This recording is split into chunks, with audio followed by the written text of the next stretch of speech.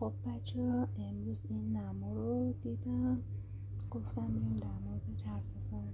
یکی این حرکت سردر خوب توی واقعیت خیلی خوب بود، اما به غیر از متریالی که استفاده کرده بود. خب بعد این آب بد نبود، خب ولی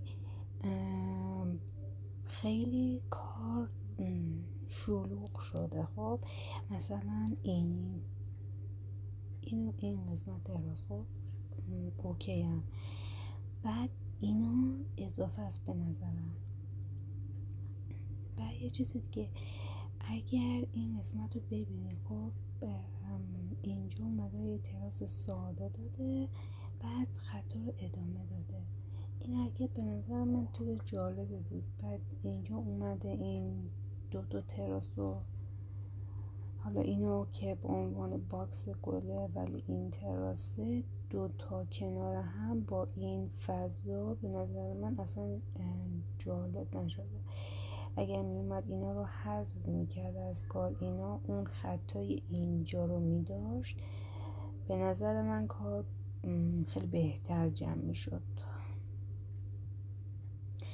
بعد یه چیز دیگه میخواستم بگم، این رنگ بندیه. خب این متریالی که استفاده کرده، یکی این که خیلی این تایل کوچیکم، بعد اینا داره بد چشم میکنه.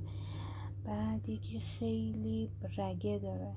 اگه میتونست رنگ تک رنگ استفاده میکرد یا رگه های کمتری داشته باشه، خیلی کار جذابتر میشد.